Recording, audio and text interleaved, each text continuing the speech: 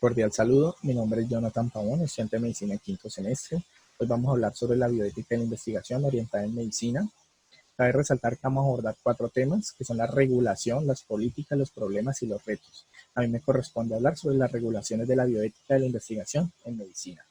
Listo, pero antes de entrar en materia, pues hay que hacer una aclaración de conceptos. Entre política y regulaciones, pues ambos están muy ligados porque pertenecen a las normas, leyes y reglas, pero la diferencia radica principalmente en que las políticas son de origen institucional, mientras que las regulaciones son de origen constitucional, es decir, que están por encima de las instituciones. Entonces, vamos a iniciar hablando de la regulación internacional de la bioética, pero para esto pues tenemos que nombrar un poco de la historia a través de la cronología. ¿Listo?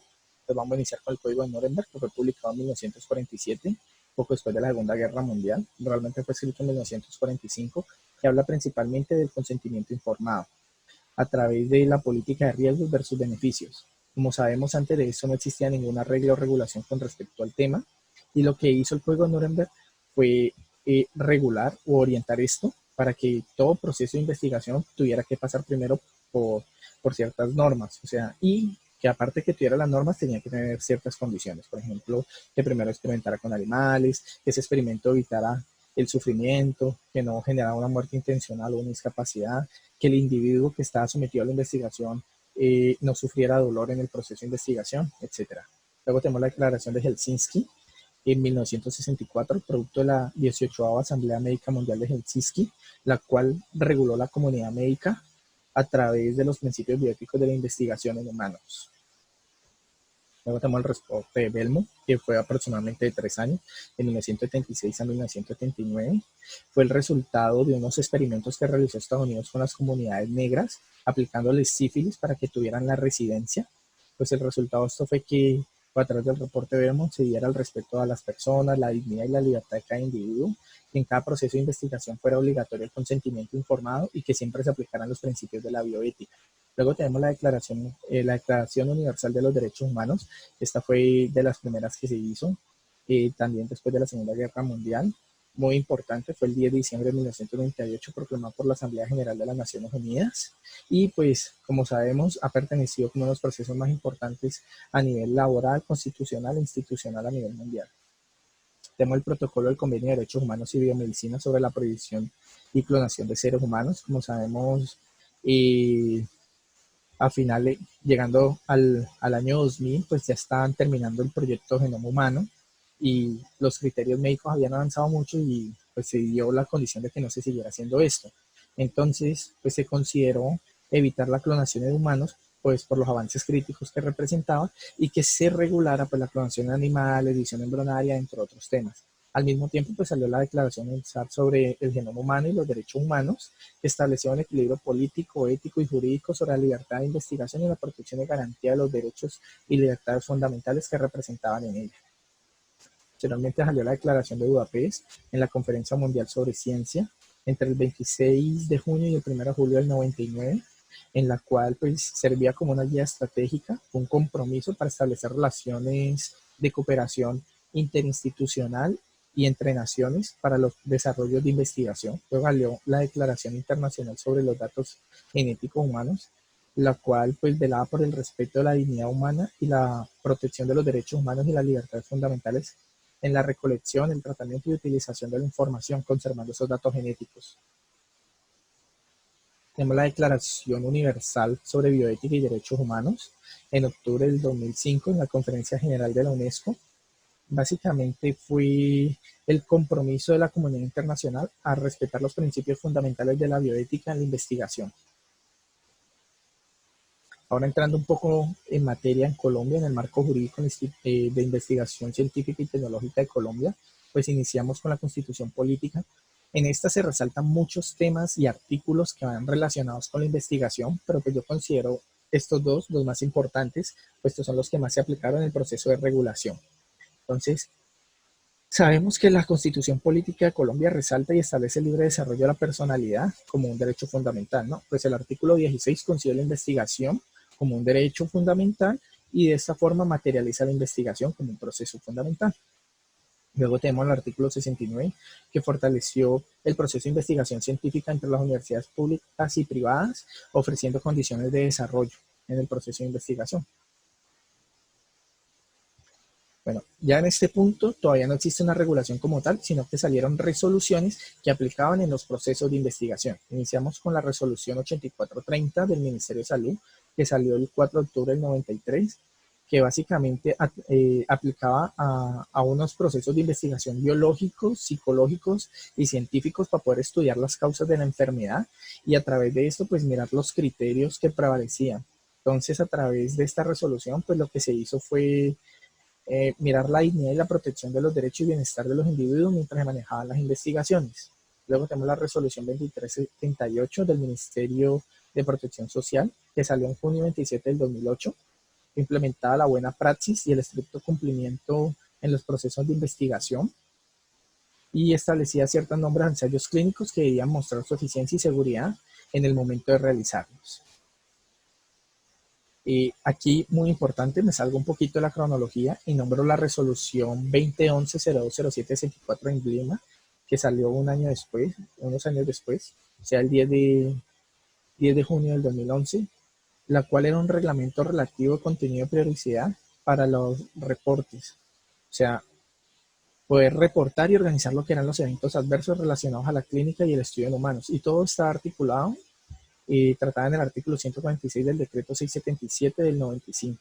Un año antes había salido la ley 1374, en enero 8 del 2010, la cual dio la ley como tal, el acto de regulación de la bioética científica para Colombia, con el Consejo Nacional de Bioética, el cual determinaba los integrantes, funciones, organización y financiación de todas estas entidades. ¿Listo? Entonces, esas son las normas, leyes que regulan la bioética de investigación para Colombia. Ahora entrando un poco más en tema, pues miramos los entes reguladores internacionales y nacionales. Iniciando con los entes internacionales, empezamos con el reglamento, con el Código de Reglamento Federal de Estados Unidos, el cual regula la investigación científica que involucra humanos.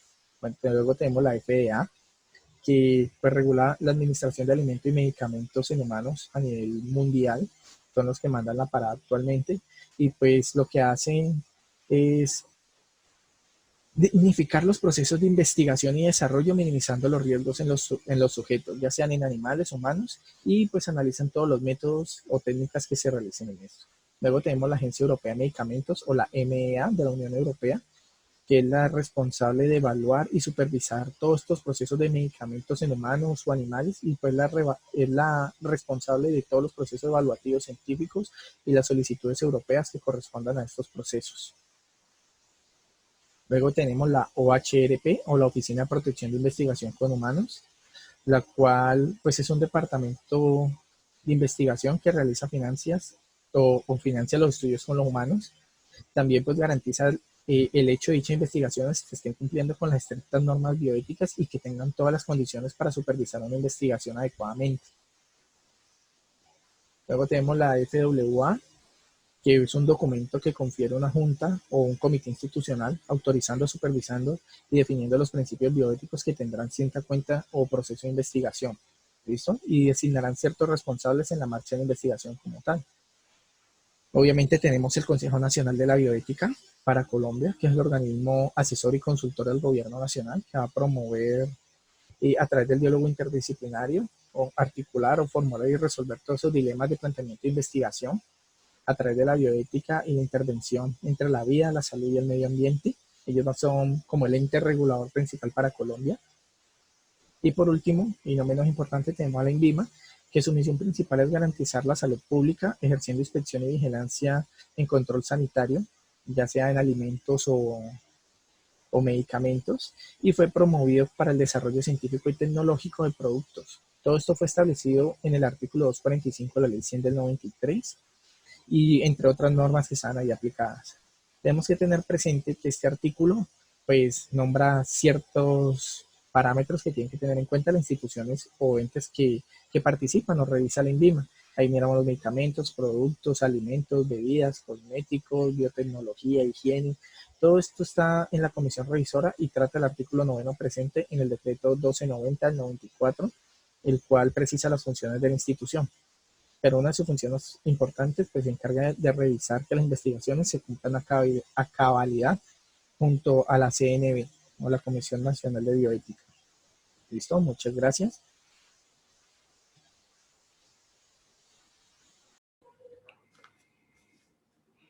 Hola, ¿qué tal? Yo soy Juan David Rico y hoy les voy a hablar un poco acerca de las políticas. Entonces, el tema de políticas lo he dividido en convenios internacionales, Constitución colombiana, leyes, decretos y resoluciones. Obviamente, todo aplicado a las políticas de investigaciones en medicina. Estas van a incluirse en un grupo llamadas investigaciones científicas. Entonces, los convenios internacionales pueden ser de carácter público o de carácter privado. En los de carácter público vemos que es entre el Ministerio de Salud junto con organizaciones ya sean de carácter público o privado de otros países. Entonces, como Colombia es un país descentralizado, los encargados de hacer estos convenios son los secretarios del Ministerio de Salud regional. Entonces, en nuestro caso sería la secretaria Millalani Torres Agredo, una bacterióloga de la Universidad del Valle. Entonces, ella lo que va a hacer es ser una intermediaria junto con otro representante de una empresa, ya sea de carácter público o privado, van a hacer un acuerdo de carácter jurídico en el cual van a intercambiar recursos o algún bien, en pro, obviamente, de que cada una de las partes reciba un beneficio. Entonces, las convenios internacionales de carácter distrital son los públicos. Acá tenemos un ejemplo de un foro que se realizó junto con el CDC de Atlanta en Estados Unidos, en donde hablaron un poco de enfermedades, patologías. Acá tenemos también de la Secretaría Distrital de Salud de Bogotá. Vemos dos ejemplos de unos fondos que pidieron junto con el Fondo Distrital de España, en donde obtuvo recursos para el 2015. En tanto, las institucionales se convierten ya ahora de carácter privado. Por ejemplo, la Santiago cuenta con 3 convenios internacionales. Acá no cuento el convenio de España porque ese es más enfocado a carreras como odontología. Entonces, la USC cuenta con el convenio de la Universidad Nacional Autónoma de México y la Universidad Estatal de Ponta Grossa en Brasil. Estas dos ofrecen un listado de cerca de 60 especialidades, maestrías, etcétera, que podemos tener nosotros los estudiantes de la carrera de medicina, con las cuales podemos acceder a intercambios, y los de esas universidades también pueden hacer intercambios con nosotros e incluso los docentes. Ok, en la Constitución Política de Colombia nos habla en su artículo 69 de las universidades. Entonces acá dice que las estatales o las públicas van a ser sus políticas o su normatividad determinada por el Estado. Y las de carácter privado pues van a tener libre albedrío de crear sus reglamentos, sus normas, etc. Esto incluye obviamente las políticas o reglamentos investigativos.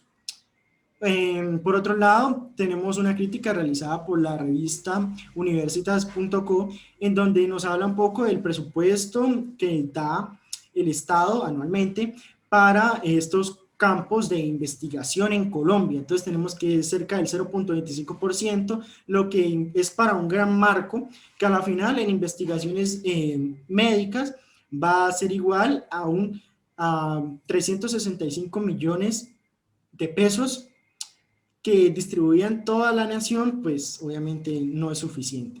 Acá tenemos 2 leyes, una antes de la Constitución y la después de la Constitución, que reforma la primera. La primera es la 29 de 1990, en donde nos habla los primeros parámetros de las investigaciones y el apoyo que le da Colombia a estas. Pero, sin embargo, esta se renueva, se reforma en el 2009 con la ley 1286, en donde se le da mayor prioridad a Colciencias y al fondo que le da sus recursos. Acá tenemos los decretos Los decretos, pues también tenemos antes de la Constitución un decreto que se interesa mucho en los fondos que se le dan a estas investigaciones. Acá vemos, por ejemplo, el Fondo Colombiano de Investigaciones Franco José Caldas, el cual sigue vigente y le sigue proporcionando los fondos y donaciones investigativas a entidades de carácter público y privado. Después de la Constitución tenemos 3 decretos. Entonces, el primero es el 393 del 91, en donde Colciencias crea las asociaciones, sus modalidades, sus propósitos y convenios, incluyendo autorizaciones. Obviamente, todas firmadas por el representante de Colciencias y propuestas a el gobierno. La ley, el decreto de ley, perdón, 585 del 91 nos habla de unas reformas en el Consejo Nacional de Ciencia y Tecnología. Pasa a ya tener unos 35 artículos en donde nos habla de manera más detallada los propósitos de Colciencia, sus programas, sus responsabilidades, actividades, reglamentos.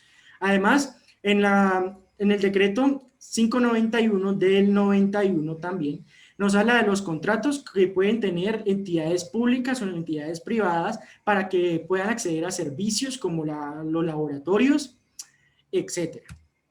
Acá vemos el PDF o el documento del modelo de medición de los grupos de investigación y desarrollo de Colciencias. Acá podemos observar que para medicina tenemos 2 grandes grupos, una medicina básica, en donde podemos ver que hay un buen número de especialidades, y una medicina clínica, en donde hay un gran número de especialidades más específicas y con muchos más miembros.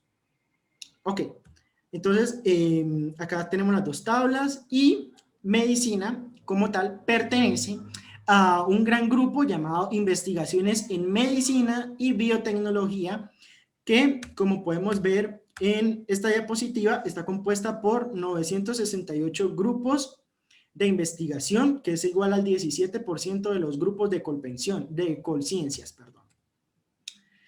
Obviamente es un gran grupo, está evaluada con reconocimientos A1 en biotecnología en salud, ciencias de salud, medicina básica, clínica y otras. También tenemos aquí ejemplos, también sus facultades, sus lugares de prácticas, etcétera.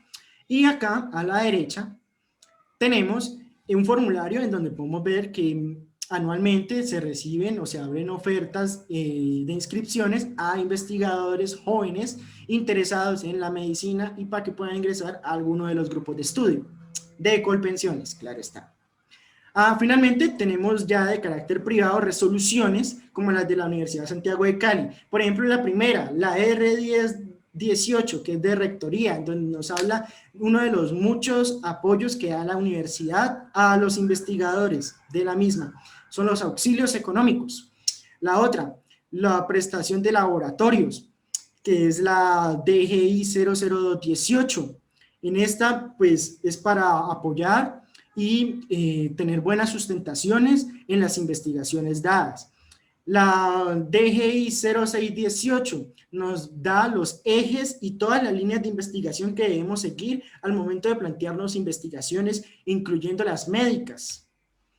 Tenemos las resoluciones DGI 0017, en donde nos dice cuáles son los requisitos y el procedimiento para la creación, inscripción y seguimiento de los grupos de investigación que veremos a continuación. Además, la DGI 00319 nos habla de los semilleros de investigación, ya van más enfocados a nuestra carrera medicina como tal.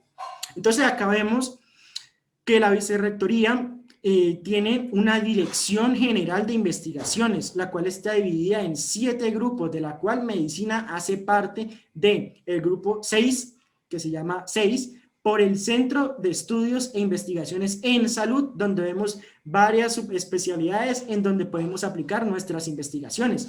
Además de los grupos de investigación, tenemos un semillero propio de la Facultad de Medicina, la cual podemos ver en el recuadro rojo. Es nuevo y está integrado por los mismos estudiantes de medicina de niveles más altos, los cuales brindan apoyo y compañerismo. Finalmente tenemos la resolución DGI 00317, en donde nos establecen cuál es la normatividad para presentar, evaluar y ejecutar el proceso de proyectos de investigación e innovación. Acá es donde nos tenemos que basar para hacer nuestras investigaciones. Esta va a ser nuestra fuente principal en investigación. Ahora bien, la DGI 001-20 es similar. Sin embargo, esta va enfocada es a procesos de trabajo de grado. Aquí vemos lineamientos, ya sea de carácter pregrado o de carácter posgrado. Y con esto terminamos las políticas. Muchas gracias.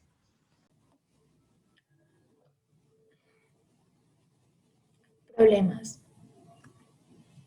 La credibilidad y la confianza en la ciencia se han visto afectadas por el incremento de hechos contra la integridad científica, como el plagio, fraude, retención de datos, suplantación y crueldad con los animales, entre otras prácticas, que han obligado a diseñar sistemas de integridad científica. En el país no hay una cultura compartida sobre la práctica de la investigación y sus niveles de responsabilidad institucional e individual.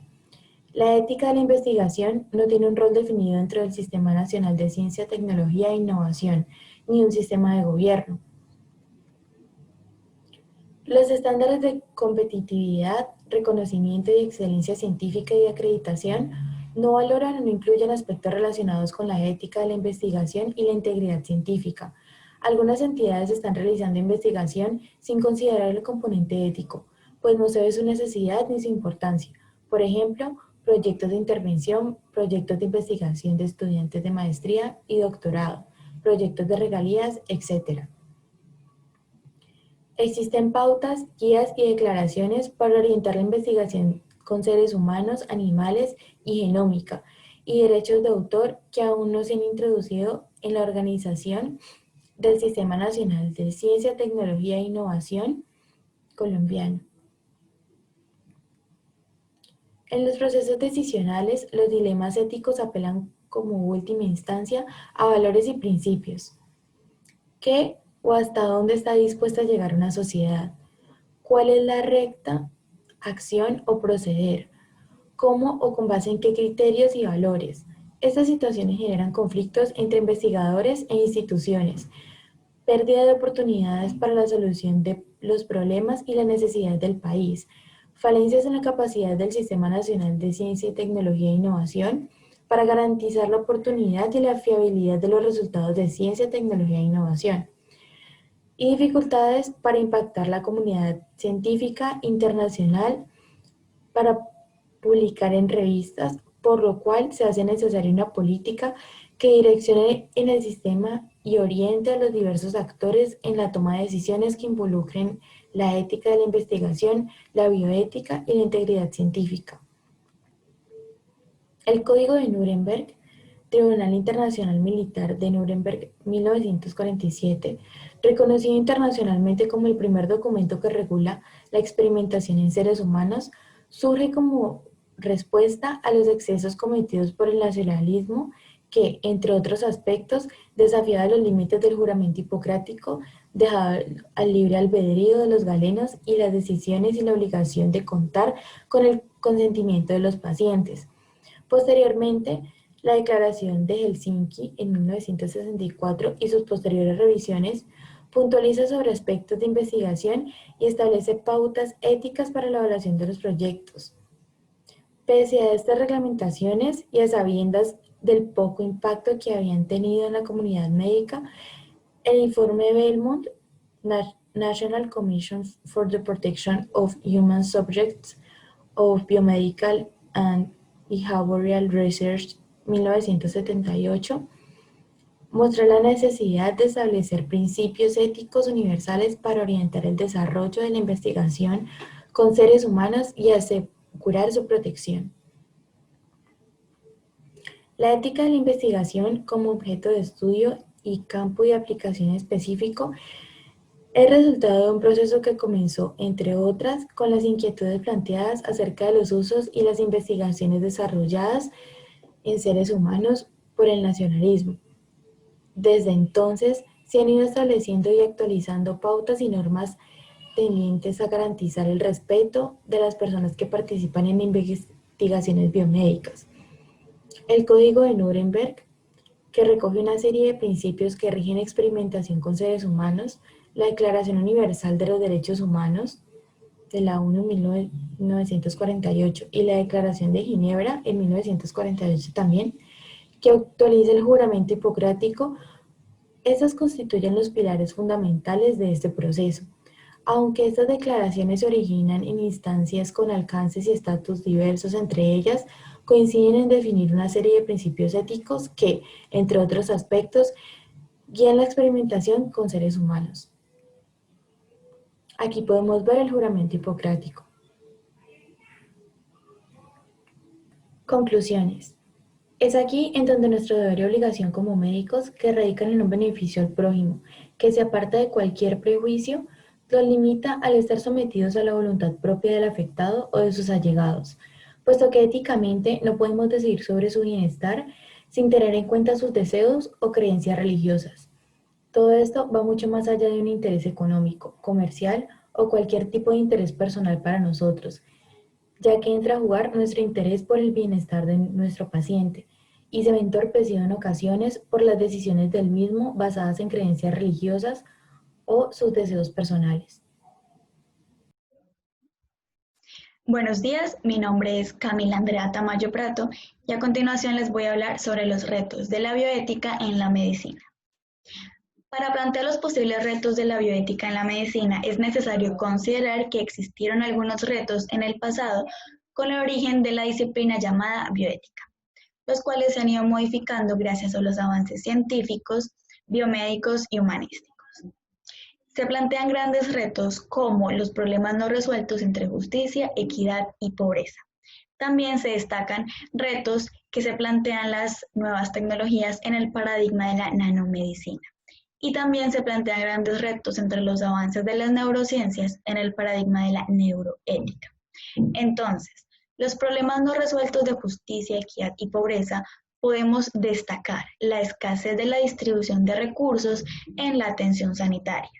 También se discuten temas como la creación de sistemas de salud con un acceso público, con el objetivo de salud para todos y no reducirlo a salud para quienes tienen acceso, ya que actualmente no existe un acceso equitativo tanto en recursos médicos como en agua potable o alimentación, siendo estos los retos claves en la medicina para impedir la desnutrición.